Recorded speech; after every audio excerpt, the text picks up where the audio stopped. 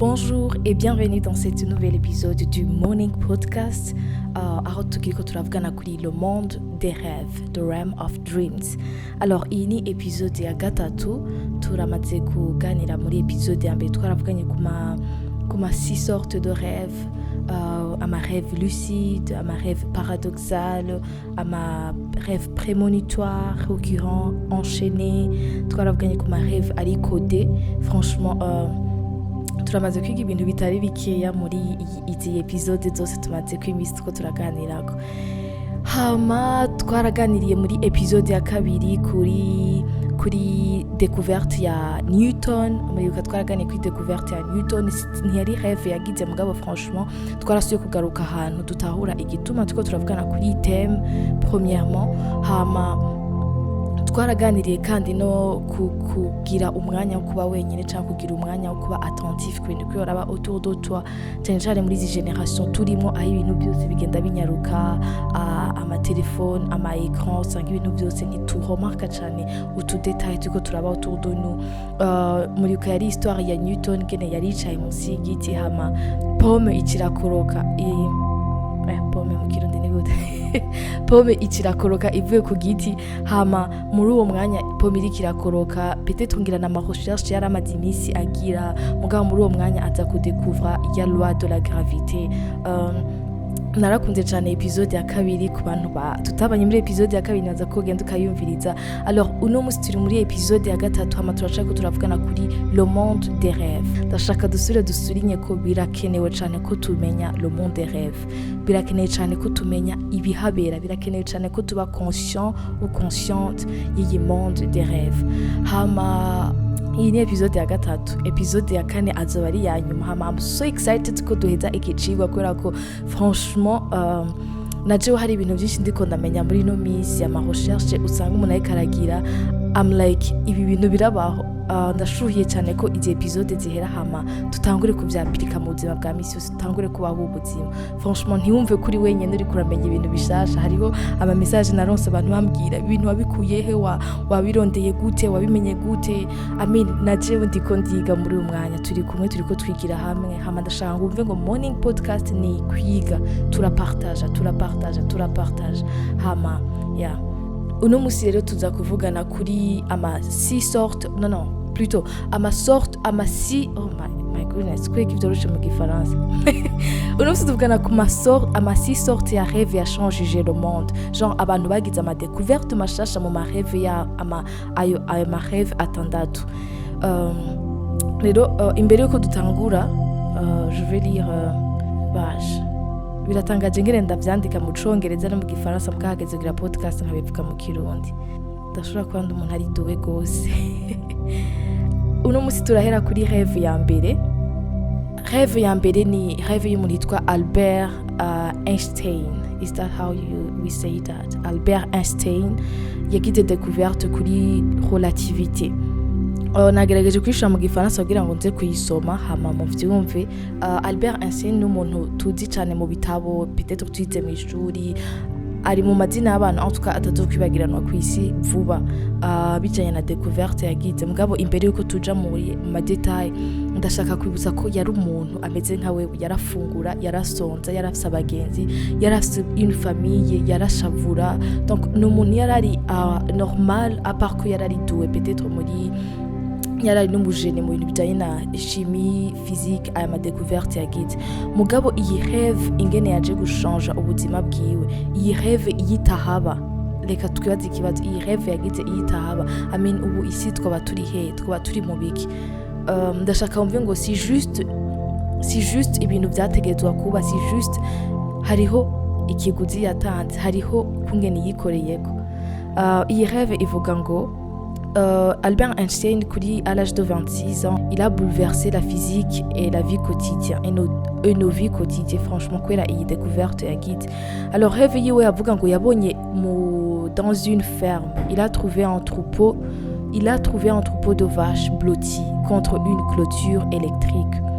Lorsque l'agriculteur, oh Seigneur, a soudainement allumé la clôture électrique, il a vu les vaches sauter en arrière en même temps bien que l'agriculteur et vu sauter une par une dans une vague mexicaine. Soit ico cari igifaransa canje. Alors iyi rêve yagize byari bijanye n'amarecherche yari amaze imisi ariko aragira n'imyaka yari yaramaze igira amarecherche. Iyi rêve yagize peut-être byari bijanye na environnement yarabayemwo, yabonye ngo dans une ferme uye tuba benshi turi ahantu tutabona inka canke aborozi canke abantu donc amarêve tugira uza usanga atandukanye cyane n'izi rêve yagize Albert Einstein. Mugabo ivyo vyose ntaco bitwaye, bivanye n'ivyo ubona ku munsi, bivanye n'ivyo ugenderamo, biraza gutanga rêve ugira uno munsi. Bivanye n'imodoka ugenderamo, bivanye n'impuzu wambara, bivanye n'abantu muvugana, biraza guhindura amarêve ugira uno munsi. Alors si ibintu biva mu kirere bikoroka, turiko turaganira kuri le monde des rêves, si ibintu biri surnaturel, si miracle, si bitangaza vy'Imana, hariho abantu mugendana, hariho abagenzi ufise, hariho ivyo uvuga, hariho ibitabo usoma, hari amafilme waravye, ivyo vyose biza kuzana biza kugaruka mu marêve ugira mw'ijoro. So rero nibaza ko yari rêve ya mbere Albert Einstein yagize, hama avyutse aradekuvra ko muri rêve yagize harimo relativité. Soit rêve ya kabiri niyo umuntu yitwa Dimitri Mendeleev. Oh my goodness, amazina yabo ndiko ndayasoma nabi. Dimitri Mendeleev nawe bamuvuga kwiki yagize découverte ya tableau périodique, muri bukavya bintu byo muri chimie twaboroka. Mana yanje we ndagwibuka rujya rutablo ngene rwari rubishe kuboroka, mugabo franchement hari ibintu vyaje guhindura vyinshi cyane muri monde tubayeho no munsi mu buzima tubayemo, peut-être n'imiti tunwa, peut-être n'ibintu dukoresha cyane bivuye muri chimie, hariho ikintu yahinduye mu buzima bwacu. So si juste rero rêve, peut-être ushobora kwibaza je sino mushimiste jewe none jewe sindi umujene nk'abo bantu ntacu bimariye ainsi de suite, mugabo hari ikintu vyaje guhindura mu buzima bwacu tubishaka tutabishaka. Niyo mpamvu ushaka ko duhejeje kuzoma izi rêve soit turabigarukako. Iyi rêve ya Dimitri ivuga ngo Dimitri Mendeleev a passé 10 ans à essayer de créer un motif reliant les éléments chimiques entre eux. Une nuit de février, alors qu'il était sur le point de faire une percée majeure, il s'est endormi et a imaginé l'idée qu'il avait été à la recherche de. Écrivant dans son journal, Mendeleev a déclaré « J'ai vu dans un rêve un tableau où tous les éléments se sont mis en place, comme Rocky. Et je l'ai immédiatement mis sur un morceau de papier. » Mendeleev yaramaze imyaka myinshi ariko aragira amarecherche, ariko aragerageza kumeta aya ma éléments yose chimique dans un même tableau canke sindi. Amina navyibagiye ibintu twize mw'ishuri. Ngo umugabo muri iri joro hamwe yadendebukiwe, hamwe yagira bivemwe, hamwe yagira atangukire ku bindi, hamwe yaravye ati bana ibintu ntibizopfa biciyemo. Muri iryo joro ngo il a fait un rêve. Iyi rêve yiwe tubona sina rêve iri compliqué umuntu arinda gutahura, ngo yabibonye nka kurya turaba muri film. Il a vu un tableau aho amasorte zose d'éléments ziri hamwe ikintu yakoze yavyutse yaravyutse caravyandika arabicapa ubwo nyene. Donc iyi niyo rêve Mendeleev yagize. Hama rêve ya gatatu tuzavugana ko ni rêve ya John Watson. Amazina yabo. John Watson avuga ngo niwe yagize découverte yita ADN, ama ADN. No, yari mu médecin yakora yari muri domaine ya médecine, sinzi ko ari mu médecin, I don't know. But rêve ya John Watson ndayibagiye. Reka tuje kuri rêve ya kane, turaza kwigaruka ko maybe rêve ya kane ni y'umujama yagize izi mashini bakoresha za couture, yitwa Elias Roy. Mugabo si uwa mbere, ndiko ndasoma l'histoire nasanze no mu Bufaransa hari uwundi yari yayikreye izi mashini bakoresha les machines à coudre zibakoresha mu gushona. Mugabo igituma histoire yiwe yoyo iri intéressant nuko naho atari uwa mbere yaragize izi machines à coudre. Nitworeka kuvyita ko atari découverte ko ni découverte yagize. Ico gihe maybe n'ama Google yari ahari ngo aje kuraba kuri Google si hari uwundi muntu, donc si copie yagize kuri uwo mu Bufaransa. Mugabo ni rêve yagize. Turasoma histoire ya Elias iri nayikunze gose par rapport y'izindi histoire y'uvuga ngo avec la famille pincée par la pauvreté. Umuryango we wari mu bukene. Sa femme cousait pour les autres à la main à la maison. Umugore wiwe yashonera impuzu abandi akabikora muhira mbwa yakoresha amaboko. Hama ngo la regardant coudre. Yarakunda kumuraba maybe ariko arashona. Romantique. En 1845, il a construit sa première machine à coudre et a rapidement construit un modèle amélioré. Rêve yivuga ngo yabaye capturé par des cannibales, yararose indoto, wewe avuga ko iyo ndoto yari cauchemar. Alors ndibuka muri episode ya mbere twaravuze ku bantu bakundagira ama cauchemar, hariho n'ama cauchemar maybe abarimwo na message. I don't know. Ibi tuzobigira ama recherche hama tubivuga nego. Mugabe Rêve avuga ko yari meze nka cauchemar kubera ko ngo yabonye des cannibales qui lui ngo ama cannibales genre ibi animaux sauvages lui ont donné un ultimatum. Il devait inventer une machine à coudre dans 24 heures ou subir une mort douloureuse. Il a échoué, alors ils l'ont poignardé à plusieurs reprises avec des lances qui avaient un trou dans la pointe. Elias s'est rendu compte qu'il devait mettre un chat dans l'aiguille pour créer la machine à coudre à point noué qu'il avait toujours eu du mal à inventer. Alors je vous explique, ndoto ya Elias Hoy, is it Hoy, Ho, amadina abo sinzigene baso.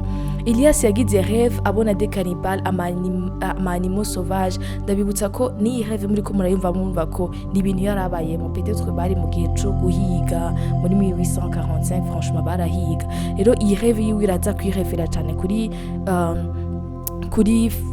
bintu biri familier y'abantu ngo yabonye des cannibales ngo qui lui ont donné un ultimatum peut-être parier cyangwa izo cannibales zamubwiye uda créer une machine à coudre dans 24 heures turakwica urupfu rubishe. Muri iyo rêve ngene iteze hama ngo byaramunaniye hama izo cannibales ngo mu kumwica muri iyo ndoto yiwe zamucumitisha inshinge zifise urana ziya nshinge dushonesha ubu uye ko zifise akantu hejuru gushobora gucishamwe urunyuzi aha batayor baca biyumva cyane ngo izo cannibales zamucumita zamwicisha izo nshinge zimucumita muga muri iyo rêve kukuntu yari iteye ubwoba n'ingene yari imeze ngo avyutse mu gatondo niho yaciye aba il rendant compte ko ya découverte cyangwa bya bintu yaramaze ibisa karandera niyo message yaronse au fait et de cela il a créé dia machine à coudre mugabo urabona kujya kuna agashinge mu machine à coudre kaguma gasimba urabona wewe yarose bari kwamicisha kajya gashinge et depuis cela il a créé iyo machine à coudre hama agenda ari améliore. Iyi rêve niyo nakunze cyane kubera ko ntituzimenyereye kenshi n'ama cauchemar tugira nituzandika cyangwa tuvyutse tuba dufite ubwoba mugabo franchement byanzanye ahandi hantu subira kwiyumvira ko maybe n'ama cauchemar hari igihe barimo message ishobora gufasha ubuzima bwawe. Rêve ya nyuma twavuze iya Albert Einstein, twavuze Dimitri Mendeleev, John Watson, Elias Hoy. Rêve yindi ni ya le type qui a créé Google. Uyu type a créé Google yitwa Larry Page. Hama yari umu étudiant mais en tant qu'étudiant Larry Page avait une peur irrationnelle d'avoir été accepté à l'université de Stanford par erreur, ce qui a déclenché un rêve anxieux. Oh my goodness. Au milieu de la nuit pour faire des calculs, lorsqu'il a réalisé que c'était possible, il a pris 2 ans d'études pour créer ce qui est devenu Google. Alors, murumva ko no muri rêve yagize kweki rêve ntayanditse hari ibintu bagiye sorry. Murabona ko muri iyi rêve yagize yari rêve nguri anxieux, yagize ubwoba ko yoba yabaye admis kwishuri kuri université ya Stanford par erreur. Hariyo anxiété yagize, hari ubwoba yagize, hari ibintu byamutumye agira iyo rêve. Hari ama emotion menshi dushobora kugira mu buzima, hari ama emotion, hariho ama regret umuntu ashobora kugira, hariho ama emotion y'urukundo ushobora kugira, hari ama emotion y'ukwanga umuntu ushobora kugira, hari ama emotion kenshi araza gukorera ku mareve yawe, ibintu ubayemo kenshi biraza gukorera ku mareve yawe. Hama ndababwiye reve zitanu, hariho iyindi reve ariko ndabona I'm sorry. Mugabo franchement nashaka uno munsi muri morning podcast ku bantu tubana cyane chaque lundi dusura kandi tukumva ko aba bantu n'abantu bari normal, abantu n'abantu bari normal comme toi, n'abantu bari exceptionnel, sa ma destinée ari exceptionnel, mugabo n'abantu bari mu ma recherche. Urumva ko benshi baragize ama recherche mugabo ama recherche yabo umuntu akaba bloqué peut-être naho no munsi ubuzima uri kurabamwo hari ibintu uri kuragerageza ku avance ukiga ukaavance, mugabo hari ahantu uza kuba bloqué, hari ahantu uza kuba bloqué nk'iyi ya Dimitri Menzilov urabona ko yarageze ahantu avuga ndabihebe, franchement ngira ndabihebe, mugabo donc dans un rêve handi umuntu atari conscient, handi umuntu atazi ibihabera, handi umuntu abari donc umubiri wiwe utaburi kura contrôle ibiriko biraba, akaronka rêve iza gutuma ibintu bishobora ku avance. Rero niyo mpamvu muri iyi misi turiga kuri le monde des rêves, ndashaka ko ntibibe juste ibintu nibe juste ibintu byo kwaprecia, kumenya l'histoire, kumenya ibintu byabayeho, mugabo uno musi mu buzima bwawe if you take care umwanya wawe, niwa taking care y'ubuzima bwawe, niwa taking care ujya mwanya wawe mbere yo kuja kuryama, niwa taking care y'ubuzima bwawe, hariho ikintu kinini bizoza guhindura mu buzima bwacu. Franchement niba udashaka kubikora pour toi, bikore pour nous, parce que hari abantu ngaha ari kwisi barindiriye ko ubabera inyishu, hari abantu ngaha kwisi barindiriye ko ubabera inyishu, hari ama message menshi Imana ishaka kuduha, ariko kubera ko utari conscient y'ibintu bera ma rêve yacu canke tuvyinyora, Imana iraduha n'ibintu ntitubimenye. So ibintu tubifate nkama si ibintu vyoroshe, ni ama exercice umuntu agenda aragira, mugabo ugasanga un jour uratahuye ikintu cari gikenewe mu mwanya wawe. So point ya kane tuza kuvugana ko kugira ngo iyi podcast tuyihagarikira, point ya kane turaza kuvugana kuri pourquoi turiko turaprena kuri domaine de le monde des rêves. Kigiye nibaza ko twakavuze muri episode ya kabiri, mugabo ndashaka nono munsi tukigaruke pourquoi turiko turiga kuri le monde des rêves. Iki kibazo naracibajije mu misi heze, I was like man, iyi teme ni teme ya mbere igoye, iri compliqué. Franchement harageze igihe mburi ico mfata n'ico ndeka ico partage n'ico na partage kubera ko tellement ni monde iri vaste, ni monde ntitwoyiga muri morning podcast ngo tuyiheze, mugabo ndashaka juste ko tugira iyo nyota yo kurondera no kubandanya tumenya. I mean I was like sije nzobona turahevuye ko tutandukire ku bindi bintu vyoroshe, ibindi bintu bitese kubera ko iyi teme vraiment ni teme yangoye sana, mugabo naguma numva twoyiganira. So uno musi saka ndakubwire igituma tuko turaprena kuri ikintu. Jewe akazi nkora misi yose nkora 48 heures par semaine, akazi nkora misi yose mba ndi kumwe n'abana. So rero hari igihe abana naho muba mumenyeranye, hari igihe baguha information cyangwa bagukomera ikintu ukaburi genre avudiki muranze kubona umwana naho aba kuzi azi kuvuga ibintu byose, hari igihe yiexprima ukabura ikintu avuze, franchement ukabaza undi muntu avuze iki, hari n'igihe ubona n'abavyeyi babazanya avuze iki parce que ni umwana mutoya. Hari n'abagiye abantu bakuze twiexprima ukabwira message umwana ukamuha information ntabitahure, hama kubera ko turi abantu dushavura akashawukara mugabo ntiyabitahuye. So iyi image yaranzanye ahantu mbona cyane ingene relation zacu n'Imana kenshi zimeze, aho Imana iduha ama information mugabo genre ntitwabitahuye abudiki, hama tukabanda tubaho ubuzima bwabundi nyene, Imana igasubira ikaguha message ntavyo watahuye, tu n'as même pas prêté attention. Urumva hari n'igihe natwe tugerageza bon, mugabo sinibaza ko dans notre côté Imana idashobora kudutahura sinzi, mugabo nashaka tugarde akaga parti. Hari igihe Imana ituganiriza kenshi iduha information ntitubitahura, apana ko tudakunda Imana, apana ko twanka Imana, apana ko tudashaka kuyumvira, mugabo on n'est pas informé, turi ignorant kuri ayo ma réalité. Alors uno munsi ndashaka ngo nituko twiga ibintu juste kugira ngo tuvyige, niko twiga ibintu juste kugira ngo tuba maître ainsi de suite. Basha ndababwire ndiko ndagira ma recherche kuri iyi podcast, kuri le monde des rêves, j'ai vu beaucoup de choses, hari ibintu ntushobora kuvugira nga mugabo I was like what donc hari abantu bametrize narababwiye hari abantu bagira ama rêve lucide bametrize monde des rêves bavoyage mugabo ukabona ko ni ibintu birimwo des esprits sataniques hari abantu bametrize monde des rêves franchement kandi na satani arashobora guha ububasha abantu bwo kuyimetrize ainsi de suite mugabo ugasanga harimo des esprits sataniques ni ibintu kugira juste c'est pas pour la gloire de Dieu rero kuba turiko turiga kuri iteme sishaka ko tuba ngo des maîtres tuba abantu baba géants tuba abantu aba génie tuba abantu barengana bagakomera amashi c'est pas pour ça mugabo mu mutima uri humble cyane turi ahantu turiko twiga ibintu kugira ngo mana ni wanganiriza mu ma rêve yanje ndashaka nzobimenya ntibizopase inaperçu no mutima d'office niyo mpamvu turiko twiga kuri ibi bintu c'est pas pour kugira ngo tuba génie c'est pas kugira ngo twandike mu ma histoire mugabo niyo twokwandikwa mu ma histoire bazovuge ngo c'était pour la gloire de Dieu uyu muntu vy'ukuri yareka akorera Imana rero nashaka ndapartage umutima kugira ngo tugume muri uwo murongo tugume muri iyo ligne kubera ko naragize ubwo bandiko ndavyiga ko ibintu I was like yo birateye ubwoba franchement kubera ko iyi monde ni monde yamaze kuza mu mwijima hari abantu benshi bayikoresha hari aba sorciers benshi yaba ainsi de suite mugabo tugumana uyu mutima wo kumva ko